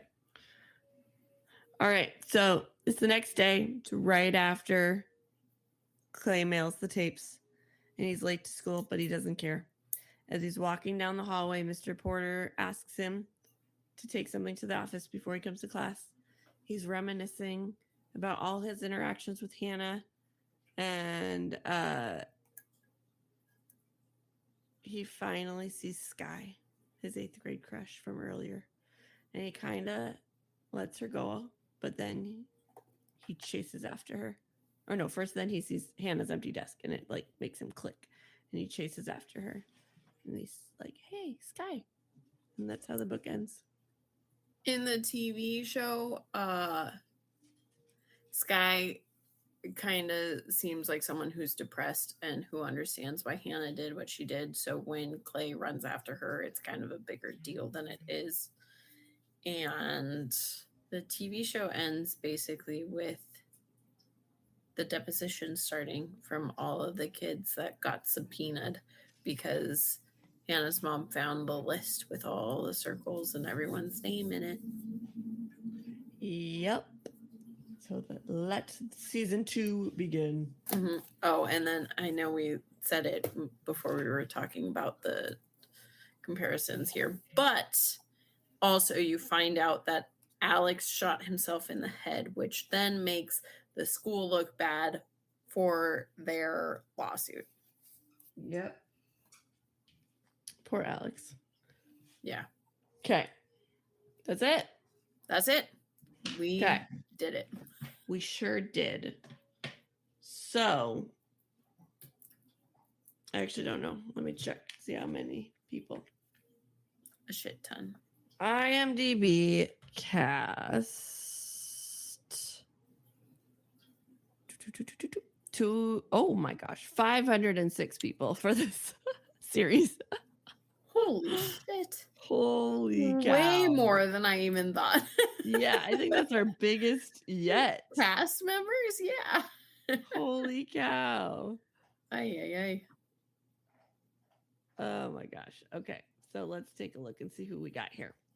Oh, that's right. You don't have it. I'm on IMDb. Yep, we're gonna go with it then.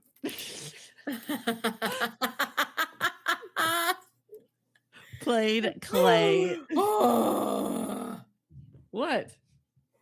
I pop open IMDb and Practical Magic 2 trailer, just sitting here waiting for me to press play. I thought you didn't watch trailers. I fucking don't. But oh, that's so hard. I'm so freaking it. Did you see the meme that I sent you? It's not even a meme. It's a picture that's probably from the trailer. Oh my I'm gosh. so I cannot fucking wait. Oh my god. Yeah, I would say minute. It's Percy Jackson. Okay. Yeah. Okay. What? No. He's the kid that doesn't have ears in Grey's Anatomy. I know. Isn't that the same kid? No. Logan Lerman is Percy Jackson. Oh, that's right. Now I need a side by side. I'm gonna look it up. I bet there is a side by side. I bet people are like me. What's his name? Dylan Minnette? What? Logan Lerman. Look at that. Top cast. Yeah, they're pretty similar. Mm-hmm. He's the kid in Grey's Anatomy who's deaf and wants ears. I know that. I was definitely convinced this is the same kid as Percy Jackson. It's not. But he does really good in this role. So do I only know him from that then, from Grey's Anatomy? I'm pretty positive. That's the only thing I know him from apart from this. Oh, apparently he was in Prisoners as well. You might have seen him in Alexander and the Terrible, Horrible. And Goosebumps. Oh, that's where I saw him from. Goosebumps. Yeah, I was convinced in Goosebumps it was the same kid.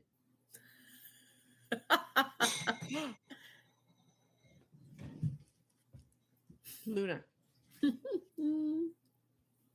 What are you doing? What's hilarious is he's in a horror movie that I watched that I absolutely loved. And looking into that horror movie now, you know who else was in it? Girl who played Zoe. Oh, how funny. Yeah, I was sitting here like, hold on, she's in this? That's funny. That's hilarious. No, I definitely thought this was the same kid for everything. No, it's not. But he did good in this movie. Yes, he did. Oh. All right. Let's move on. How did I not say this when we were doing our comparison? The teacher is Elaine, and I fucking love it so much. I thought I recognized her. Yes, she's just old. She is, because it was so long ago. Yeah, it was. From Gilmore Girls. From Grey's Anatomy. I mean, we got a couple Grey's Anatomy people in here, don't we? Quite a few, yeah. All right. Then we got Christian Navarro. Mm-hmm. I love him as Tony. I really He's perfect. liked him.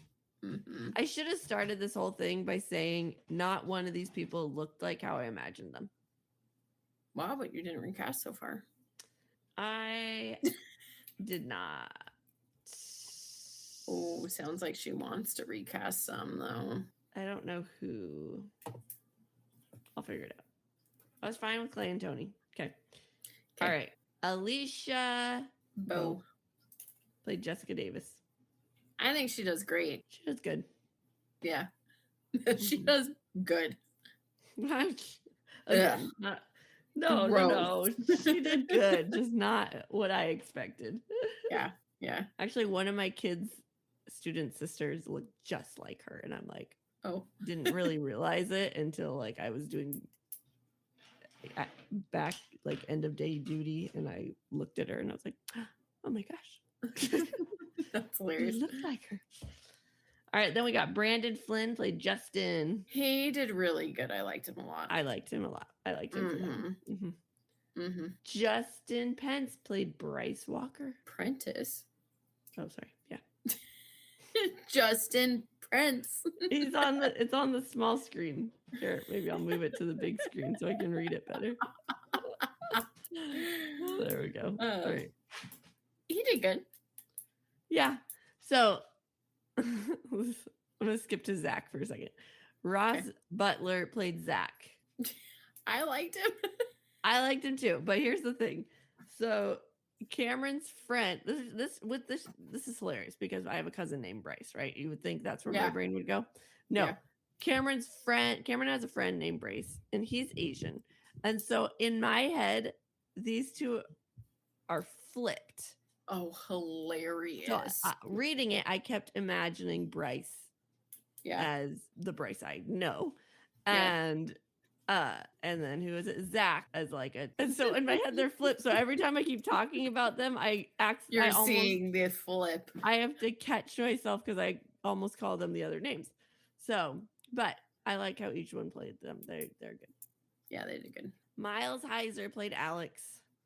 I love him. He's from Parenthood, I'm pretty sure. And I love that show. That's a good show. He did good. He just wasn't. I guess I didn't recast any of them. They were just not what I imagined at all. I don't think one of them was at all. That makes sense. Yeah. Yeah. But they all did fine. Devin Druid played Tyler. The toy's not back there, honey. I looked. I thought actually I saw it first. So yeah, he did good. Okay. Yeah. We got to do Catherine Langford played Hannah. For a second, I was like, why do we have to do her? I all clicked. Yeah, she did really good. I think she's good. Yeah, I like her a lot. Moody chick. Yeah. Yep. And then Derek Luke played Kevin Porter, Mr. Porter. I think he did good. I really liked him a lot. Mm-hmm, yeah, I think so too. Mm-hmm. Yeah. And I feel like we should do Kate Walsh played Olivia Baker. How can you go wrong with her? I know. She did so good. Mm-hmm. I love her. Yep. We won't necessarily talk about him, but Mark Pellegrino. He's the Alex's dad, the police officer. I think that's him. Oh yeah. He's Lucifer in Supernatural, so I kept waiting for him to be a bad guy. But he was really genuinely nice the entire time. That's hilarious. Oh my gosh. Yeah. Is the theme of the book and the movie the same? Yes. Do the characters stay true in the show how they are written in the book? That's a loaded question. It really is for this one because we don't know. I don't know. No, Marcus does not. Marcus? In present time. In present time. You're right. And I feel like Clay too. I feel like Clay does not too, because he's a little punkier in the show. But other than that, we don't know. We don't. And what do you prefer? This one's hard, actually, because I like them both a lot, actually. And I like the book because it's simple, straight to the point. Mm-hmm. And then I like the TV show because of the added drama. Yep. So, which is it? I think I go book. I also went book, but I agree with you that while it took me a couple shows to actually agree and like it, I ended up liking it a lot. I mean, I'm watching season 2. Yeah, you're on season 2. Yeah.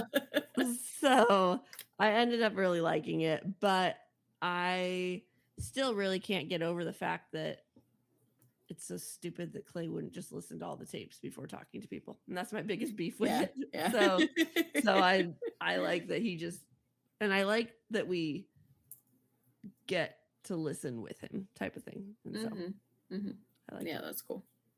Would you recommend it to a friend? Yes. Same. Cool. It's good. I enjoy it. Okay. So we have a website that says Offscript. Offscript? Offscript. I want to go to bed. Offscript253.wixsite.com/offscript. While you're there, you can rate us, subscribe, and review. Yep. You can see. You have access to all 150 comparisons that we have done. 250 comparisons. I'm sure there's 250 episodes. We've done a bunch of mini-sodes in there. So That's true. Yep. So go check that out. Yeah. Wednesday, we might have a mini-sode for you. We just might. We're trying to record some, but fucking technology, man. It's not being our friend lately. Yeah.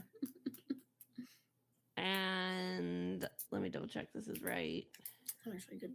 All right. We have The Divine Secrets of the Yaya Sisterhood coming to you on Monday. I wonder how that's going to be. I don't know. I asked my mom if she's seen it because, it's a Sandra Bullock movie. Yeah. And she's like, oh, that really weird one. I'm like, oh, because I haven't watched it yet. So I don't know. I'm like, she's like, yeah, I did. I think I was going to say I actually got to a part in it today because I'm reading it. And I think I might have seen it already. Well, I hope so because you were supposed to watch it first. Oh, I was? You? I don't think I was. Yeah, you said you were. Oh, fucking hilarious. So hopefully you have seen it first. Well, then that makes a lot of sense. I'm pretty sure I have. Actually, now that I'm looking at it, yeah, I for sure have. Yeah. That's funny. Have. But for some reason, when I was reading it, I didn't think I had. But then I got to a point today where I was like, I know this movie. Well, that's good. Hilarious.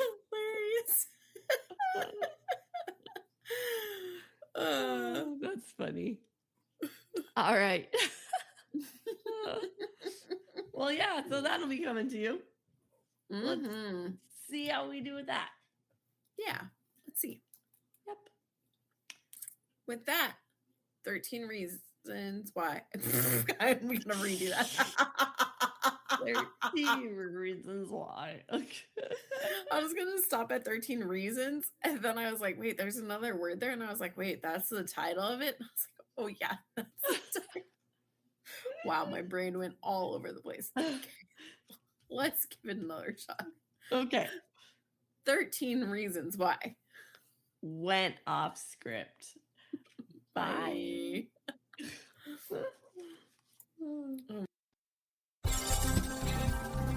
Thanks for sticking with us. We hope you enjoyed it. If you did, we would greatly appreciate it if you gave us 5 beautiful stars, reviewed, and subscribed. You can also follow us on Facebook at Offscript, on Instagram at Offscript Podcast 21, and on TikTok at Offscript_pod. Shout outs to Madame Shen Creations for our adorable logo art.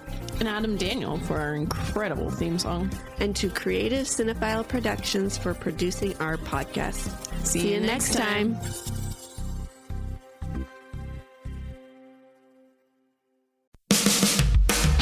Hi, I'm Serena. And I'm Rachel.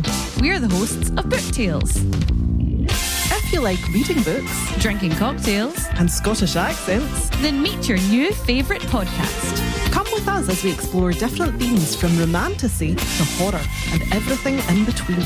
We pair each book with a bespoke cocktail and tell you everything you'll need to make one. And each week, play our fun game tailored to each book. Find Book Tales wherever you get your podcasts. So grab your book, Grab your booze for Book Tales.